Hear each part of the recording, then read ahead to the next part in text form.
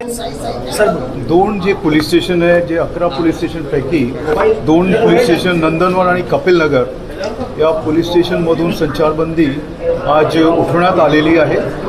तसेच परिमंडल 3 जे आहे त्याच्यात लक्कडगंज, पाचपौली, शांतीनगर, परिमंडल 4 मध्ये सक्करधारा आणि इमामवाडा, परिमंडल 5 मधील यशोधरा नगर याच्यात संचारबंदीमध्ये 2 तासाची सूट देण्यात आलेली आहे।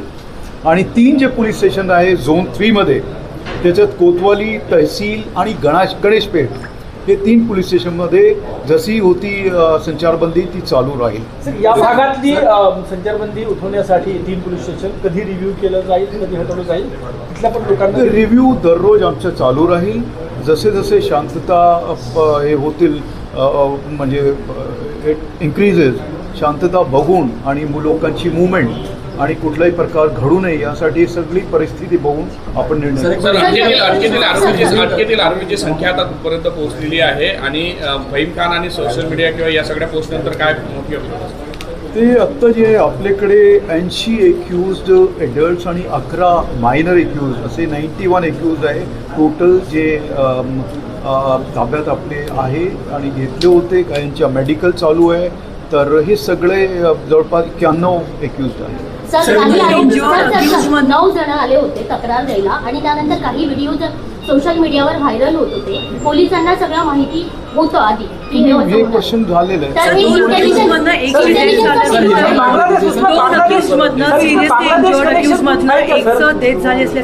आहे। सॉरी 2 सिरियसली अक्यूज जे आहेत इंजर्ड अक्यूज त्यांची डेथ झाल्याचं रुमर सुद्धा बाहेर स्प्रेड झाले। असं काही नाही आहे। ते जे इंजर्ड होते व्यवस्थित आहे, मेडिकल ते डॉक्टर्सनी सांगितलेलं आहे आणि त्यांची प्रकृती सुधरत आहे। कर्फ्यू में थोड़ा हमने स्टडी किया, उसके बाद में कुछ 2 पुलिस स्टेशन हैं कपिल नगर और नंदनवन, इनमें से कर्फ्यू हटाया गया है पूरी तरह से। और इसके अलावा जो कुछ पुलिस स्टेशन हैं जिसमें मैं आपको नाम देना चाहता हूँ, हमारे जोन 3 में लक्कडगंज, पाचपौली और शांतिनगर, परिमंडल जोन 4 में सक्करधारा, इमामवाड़ा और जोन 5 में यशोधरा नगर, यहाँ पे संचारबंदी में 2 घंटे की छूट दी गई है। लोगों की कोई असुविधा जो हो रही थी उसको देखते हुए और जिस तरह से शांति है शहर में उस सभी चीज़ों को देखते ये किया गया है। 3 पुलिस स्टेशन जो जोन 3 में हैं उनमें संचारबंदी आज भी हमने जैसे थी वैसी रखी है। उनके नाम है कोतवाली, तहसील और गणेशपेठ। सर गिरफ्तारी का स्टेटस क्या है और फहीम खान को देशद्रोह का मामला दर्ज किया गया? 80 लोगों के ऊपर हम उनको कस्टडी में है और 11 उनके अलावा 11 लोग माइनर हैं। फहीम खान या सगळ्या आंदोलनासाठी फंडिंग झाल्याची काही माहिती आहे का सर? बांगलादेशमधून काही फंडिंग? हे आता आम्ही व्हेरीफाय करतोय दररोज कोणते नई आज आम्ही पण आता वाचला आणि ती सगळी गोष्टी कारण काय की जे समोर येतात ते सगळी गोष्टी आपण व्हेरीफाय करतो आणि ते व्हेरीफाय केल्यानंतरच मी तुम्हाला काही लोकांचा असा पण दावा आहे की घरात शोकसभा सुरू असताना फहीम खान ये अभी कुछ ऐसा नहीं है। वो सारी चीज़ें देख के हम लोग उसके ऊपर कार्रवाई करेंगे कितना किस चीज़ में व्यक्त है।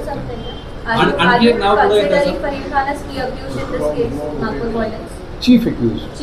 See, accused is accused. Those who have engineered it, they are part of this, and if it is part of some conspiracy, that is also being established, and this is part of the. Sir अभी तक की जांच में क्या फहीम खान आपको लग रहा है कि ये पूरे मामले का मास्टरमाइंड हो सकता है? संभावना क्या पुलिस को लग रही है? देखिए अभी तक वो 2-3 जगह पे दिखा है और उसकी मूवमेंट्स हैं काफ़ी सारी, उसकी हिस्ट्री भी देखी जा रही है, उसका क्या हिस्ट्री, ये सारी चीज़ें जो हैं एक पर्टिकुलर चीज़ की तरफ हमें लेके जा रही हैं और उसी हिसाब से हमारी इन्वेस्टिगेशन चालू है। एक नाव आणखी पुढे येत आहे। सय्यद असीम अली यांनी धमकी दिली होती एका हिंदू एक नेते होते, त्यांना तर कोणी मारेल त्या प्रकरणामध्ये तो पुढे आला होता, त्याला नंतर जामीन झाला। सय्यद असीम अली ही व्यक्ती कोण आहे? या व्यक्तीला ताब्यात घेण्यात आला आहे का झिंगाबाई टाकळी परिसरातला आणि याचा या हिंसेतला संबंध काय होता? जसं मी सांगितलं हे जे आमचे समोर हे गोष्टी आहेत त्या सगळे आपण व्हेरीफाय करतोय आणि त्यानंतर आपण त्याच्यावर सर नागपुरातले 3 मोठे मार्केट बंद आहेत, याच्यामध्ये व्यापाऱ्यांना काय दिलासा राहील ह्या 2 तासामध्ये? जसं मी आपण शांतता आहे किंवा कसे आपण पाहू, उद्या आपण वाढू पण शकतो आहे.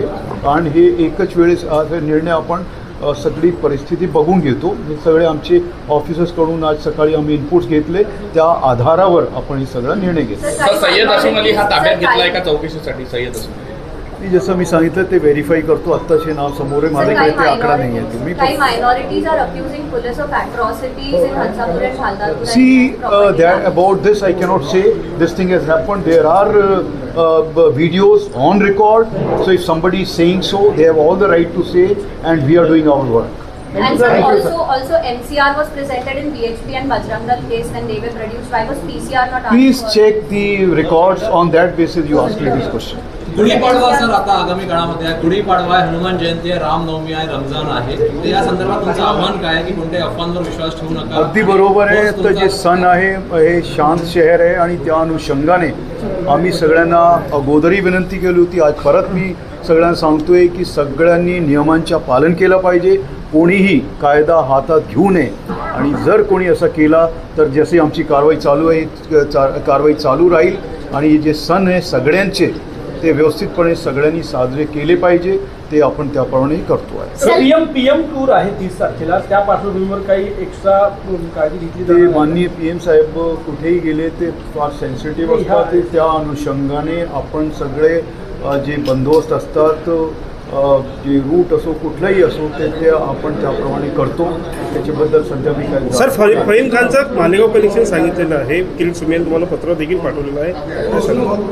जसं तुम्ही सांगितलं आता हे जे गोष्टी समोर येत आहे, जे एव्हिडन्स समोर येत आहे त्या आधारावर आमची पुढची इन्व्हेस्टिगेशन चालू. थँक्यू. जल्दी उठावलं तो मैं हाथ छोड़ दूंगा.